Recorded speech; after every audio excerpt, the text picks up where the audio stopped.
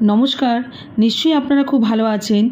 অন্তত আমি বিলিভ করি আমাকে যারা রেগুলার ফলো করেন আমার চ্যানেল এবং ফেসবুক পেজের মাধ্যমে তারা নিশ্চয়ই ভালো থাকবেন। কারণ সুস্থ জীবনযাপনের জন্য আমার চ্যানেল অবশ্যই আপনাদের দেখা প্রয়োজন, রেগুলার ফলো করা প্রয়োজন। আজকে আমি গরমকালে খুবই easy, available, nutritious, delicious, rich of fibre সবজি, ভেন্ডি, লেডিস ফিঙ্গার বা ওকরার দুটো রেসিপি শেয়ার করব। আজকের এই দুটো রেসিপি আমি ডেডিকেট করতে চাই আমার এক ডাক্তার বন্ধু, সে আমাকে ভেন্ডি রেসিপি শেয়ার করার জন্য রিকোয়েস্ট করেছিলেন। প্রথমে বানাবো চিলি ওকরা। গরমকাল বলে কি একটু টেস্টি খাবার খাবো না, তাই সেই জন্যই সেই কথা মাথায় রেখে এই রেসিপি। ভেন্ডিগুলো ভালো করে ধুয়ে একটু এরকমভাবে সাইজ করে কেটেছি। ক্যাপসিকাম, টমেটো, রসুন, লঙ্কা, পেঁয়াজ আর জিরে গুঁড়ো। খুবই ডিলিশিয়াস এই রেসিপি, এবং স্পেশালি আমার ছেলে ভেন্ডির যে স্লিপারি ব্যাপারটা সেটার জন্য সে খেতে পারে না, তার অসুবিধা হয়।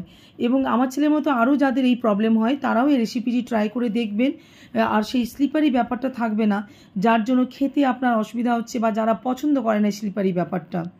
তার জন্য ভেন্ডিগুলোকে আমি তার উপরে 2-3 চামচ কর্নফ্লাওয়ার আর সামান্য একটু নুন কিন্তু বেশি দেওয়া যাবে না, যাতে ওয়াটার কন্টেন্টটা বেশি না হয়ে যায়।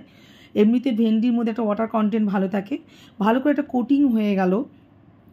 আজকে আমি অ্যালুমিনিয়াম কড়াইতে দেখাচ্ছি, কারণ অনেকের ধারণা ননস্টিক কড়াই ছাড়া, ননস্টিক প্যান ছাড়া কম তেলে রান্না করা যায় না। তাদের এই উত্তর দেওয়ার জন্যই আমার আজকে এই কড়াইতে রান্না করা। প্যানে আমি করি যাতে আপনাদের দেখার সুবিধা হয়, ভিডিওটা আমার করতে সুবিধা হয়, সেই জন্যই আমি করি জেনারেলি।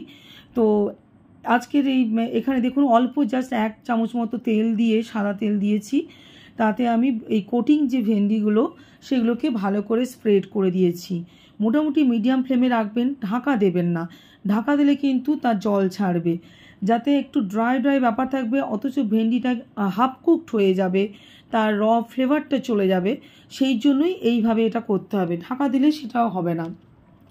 এইভাবে মোটামুটি 2 থেকে 3 মিনিট আপনাকে এপাশ ওপাশ করে নাড়াচাড়া করতে হবে। দেখুন অলমোস্ট আমার ভেন্ডিটা কিন্তু একটা মিডিয়াম ফ্রাই মতো, মানে হাফ কুকড হয়ে গেছে। এমনিতে ভেন্ডি র ফর্মেও খাওয়া যায়, তো এটা আমার এখন আপাতত হাফ কুকড হয়ে গেছে, মিডিয়াম ফ্রাই মতো। তো এটাকে আমি এরপর তুলে রেখে নেব। আর এইভাবে প্রিপারেশন করে দেখবেন, এটা রুটি, ভাত সব কিছুর সাথে খুবই সুন্দর একটা অ্যাকসেপ্টেবল একটা রেসিপি হবে।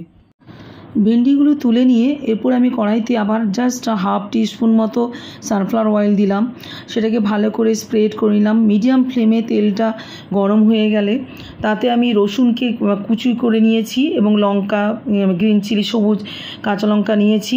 কাঁচা লঙ্কা মুখটা ছিঁড়ে আমি দিয়েছি। তারপরে একে একে পেঁয়াজও দিয়ে দেব।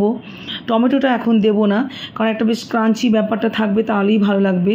প্রথমে পেঁয়াজ, রসুন, লঙ্কা এটা দিয়ে একটু নাড়াচাড়া করব, জাস্ট হালকা একটু মিডিয়াম ফ্রাই মতো হবে। তারপরে আমি এতে একটু হলুদ গুঁড়ো আর অল্প একটু জিরে গুঁড়ো দেব, সেটা দিয়ে আবার নাড়াচাড়া করব। আর মাথায় রাখতে হবে ভেন্ডি কিন্তু যখন আমি মিডিয়াম ফ্রাই মতো করেছিলাম তখন হালকা একটু নুন দেওয়া আছে।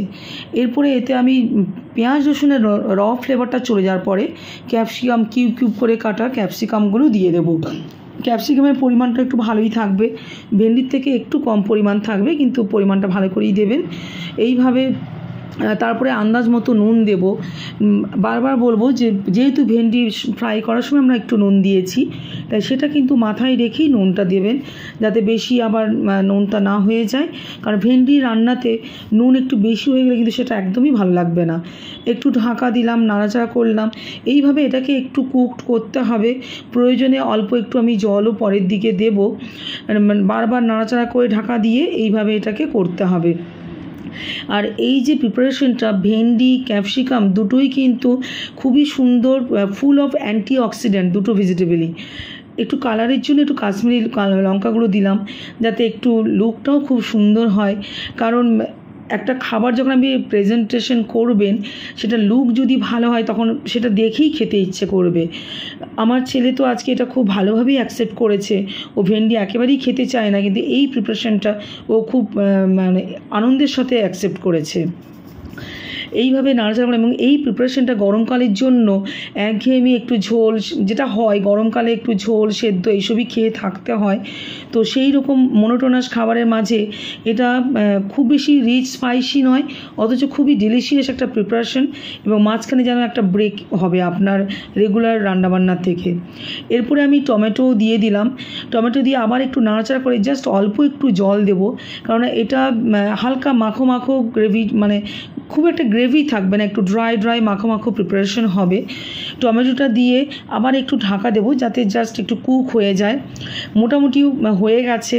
ক্যাপসিকাম, টমেটো এগুলো সবই যেন হালকা একটু ক্রাঞ্চিনেস থাকবে, একেবারে গলে যাবে না, তাহলেই খেতে বেশি ভালো লাগবে। আর ভেন্ডি তো অলরেডি হাফ কুকড হয়ে আছে। এরপরে আমি ফ্রাইড ভেন্ডিগুলোও দিয়ে দিলাম। আর কিন্তু খুব একটা আমি সময় নেব না, বা জলও আর দেওয়ার প্রয়োজন হচ্ছে না। মোটামুটি দেখছি ড্রাই মাখো মাখো ব্যাপারটা এসে গেছে। এরপর খুব ভালো করে নাড়াচাড়া করে মিক্সিং করে আমি ঢাকা দিয়ে দেব, এবং একটা স্ট্যান্ডিং টাইম রেখে তারপরে এটাকে আমি সার্ভ করব।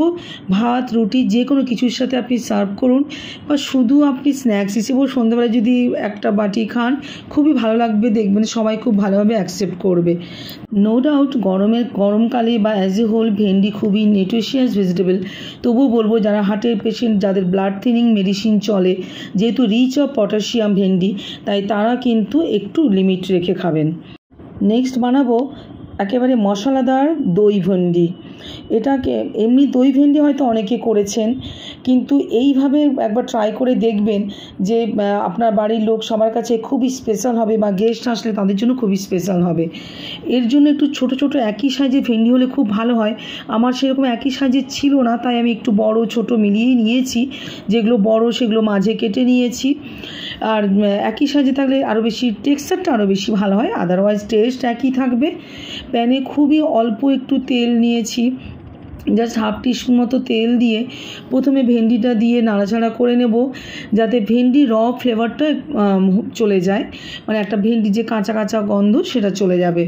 এবং এইভাবে করলে কি হয়, আর ভেন্ডিকে যদি আপনি প্রিপারেশন করার সময় জাস্ট অল্প তেলে প্রথমে একটু নেড়ে, মানে পুরোপুরি ফ্রাই হচ্ছে না কিন্তু জাস্ট এটা হাফ কুকড একটা অবস্থা হবে।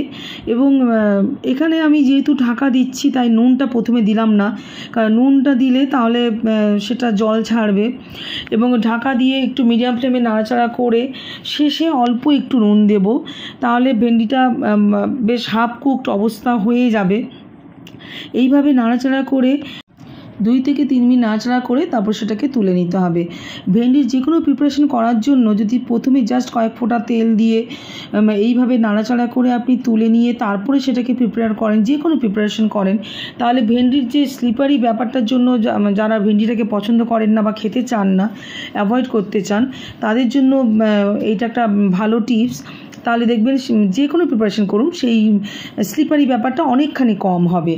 আমার অলমোস্ট হয়ে গেছে, অল্প একটু নুন আমি অ্যাড করেছি দেখেছেন, দিয়ে এটাকে আমি তুলে রাখবো। এবং প্যানে আবার একটু জাস্ট হাফ টিস্পুন মতো তেল দেব, তাতে কালো জিরে ফোড়ন দেব, এবং তেলটা গরম হলে কালো জিরে ফোড়ন দিয়ে তারপরে সেখানে আমি রসুনকে ভালো করে চপ করে রেখেছি, রসুন কুচি, কাঁচা লঙ্কা, পেঁয়াজ কুচি, সরু সরু করে পেঁয়াজ কাটা, এইভাবে আমি সেইগুলোকেও পরপর দিয়ে দেবো তেলে, এবং সেটাকে ভালো করে নাড়াচাড়া করব। একটা র ফ্লেভারটা যাতে চলে যায় সেই জন্য এটাকে ভালো করে নাড়াচাড়া করব। এবং ভেন্ডি খুবই রিচ অফ ফাইবার হয়, তাই যাদের রেগুলার স্টুল ক্লিয়ার হয় না, কনস্টিপেশনে ভোগেন, পাইলসের প্রবলেম আছে, তারাও কিন্তু ভেন্ডি রেগুলার যদি আপনার ডায়েট প্ল্যানে রাখেন খুব ভালো উপকার পাবেন। পেঁয়াজ, রসুন, লঙ্কা মোটামুটি মিডিয়াম ফ্রাই মতো হয়ে গেছে। এরপর আমি টমেটো যে সরু সরু করে কেটে রেখেছিলাম সেই টমেটোও অ্যাড করব। এটাকে ভালো করে নাড়াচাড়া করব। আর ওদিকে আমি মেইন যে মূল আকর্ষণ এই প্রিপারেশনের, এমনি দই ভেন্ডি অনেকেই করে, কিন্তু এই যে মশলাদার দই ভেন্ডির ব্যাপারটা, তো সেটার জন্য দইটাকে রেডি করব। ঘরে পাতা টক দই নিয়েছি, তাতে আমি মশলাগুলো অ্যাড করব। এই গুঁড়ো মশলাগুলো আমার বাড়িতেই তৈরি করা সব কিছু। হলুদ গুঁড়ো, কাশ্মীরি লঙ্কা গুঁড়ো, জিরে গুঁড়ো আর ধনে গুঁড়ো এবং টক দই যেহেতু টেস্টটা ব্যালেন্স করার জন্য আমি সামান্য একটু হাফ টিস্পুন মতো গুড় অ্যাড করলাম আর তাতে দিলাম 2 চামচ মতো পোস্তে বাটা। তবে পোস্ত বাটার সাথে জাস্ট অল্প খুবই সামান্য কয়েক দানা সর্ষে আমি দিয়ে পোস্তটা বাটি। এটা আমার চয়েস, আপনারা ট্রাই করে দেখবেন। যদি আপনার পছন্দ না হয় আপনি স্কিপ করতে পারেন, কিন্তু ট্রাই করে একবার অবশ্যই দেখবেন। যেটা কিন্তু টেস্টটাকে মানে পোস্ত দিয়ে কোনো কিছু প্রিপারেশন করলে তাতে এই কয়েক দানা সর্ষের যেটা পাংজেন্ট টেস্ট, এটা কিন্তু টেস্টটাকে খুব ভালো এনহ্যান্স করে আপনার প্রিপারেশনে। এই যে মশলাদার দইটা ভালো করে সেটাকে ফেটিয়ে আমি এরপর প্যানে ওটাকেও অ্যাড করে দিলাম এবং এটাকে মিডিয়াম ফ্লেমে খুব ভালো করে কষাতে হবে। আর কম তেলে রান্না করার আমার যে মূল টিপস, অল্প অল্প জল অ্যাড করতে হবে, দিয়ে তারপর সেটাকে খুব ভালো করে কষাতে হবে। কষিয়ে মানে তার র ফ্লেভারটা চলে যাবে, সুন্দর একটা ফ্লেভার আসবে, কুকড ফ্লেভার আসবে। সেই ততক্ষণ পর্যন্ত 3 থেকে 4 মিনিট সুন্দর করে মিডিয়াম ফ্লেমে কষাতে হবে, বারবার নাড়াচাড়া করতে হবে। এরপরে আন্দাজ মতো সামান্য একটু আমি নুন দেব। ভেন্ডিতে নুন দেওয়া ছিল, সেটা মাথায় রেখেই দিতে হবে। আর ভেন্ডির মধ্যে একটা হালকা সুইটনেস আছে এবং খুবই সফট ভেজিটেবল, তাই ভেন্ডির প্রিপারেশনে নুন যেন কোনোভাবেই বেশি না হয়। সামান্য নুন বেশি হলেও কিন্তু সেই প্রিপারেশন আপনার একদমই ভালো লাগবে না। এবং এই প্রিপারেশনটাও আপনার রুটি, ভাত সব কিছুর সাথে খুব ভালো যায়। আপনারা ট্রাই করে দেখবেন, বা বাড়িতে গেস্ট আসলে গরমকালে এখন সবজি বলতে ভেন্ডি, পটল, ঝিঙে এইসবই, তো হয়তো আপনার কাছে ভেন্ডি স্টকে আছে এবং এটা খুব চটজলদি প্রিপারেশন, সময়ও বেশি লাগে না, খুবই তাড়াতাড়ি হয়ে যায় ভেন্ডি যেহেতু খুব নরম সবজি। এরপরে ভাজা ভেন্ডিগুলো অ্যাড করে দিলাম। এইভাবে আবার নাড়াচাড়া করে ভালো করে একটু মিক্সিং করব। 1 থেকে 2 মিনিট ভালো করে নাড়াচাড়া করে ঢাকা দিয়ে জাস্ট 1 মিনিট স্ট্যান্ডিং টাইম রেখে তারপরেই সার্ভ করব। আমি আরেকটা ব্যাপারে আমি সাবধান করি, যাদের ব্যথা যন্ত্রণা আছে, আর্থারাইটিসে ভোগেন, বা যাদের স্টোনের প্রবলেম আছে, কিডনি স্টোন, গলব্লাডার স্টোন, তাদের কিন্তু ভেন্ডিটা একটু বুঝে খেতে হবে। অবশ্যই ডক্টর, ডায়েটিশিয়ানের কাছে একটু কনসাল্ট করে সেই বুঝে, একেবারে বন্ধ না করেও আপনি কম খেতে পারেন, একটা রেস্ট্রিকশন মেনটেন করতে হবে। কারণ ভেন্ডিতে থাকে প্রচুর পরিমাণে অক্সালেট ক্যালসিয়াম, তাই যাদের স্টোনের সমস্যা তাদেরও কিন্তু একটু সাবধান থাকতে হবে। দুটো রেসিপি ট্রাই করে আমাকে কমেন্ট করে জানাবেন। সবাই ভালো থাকবেন।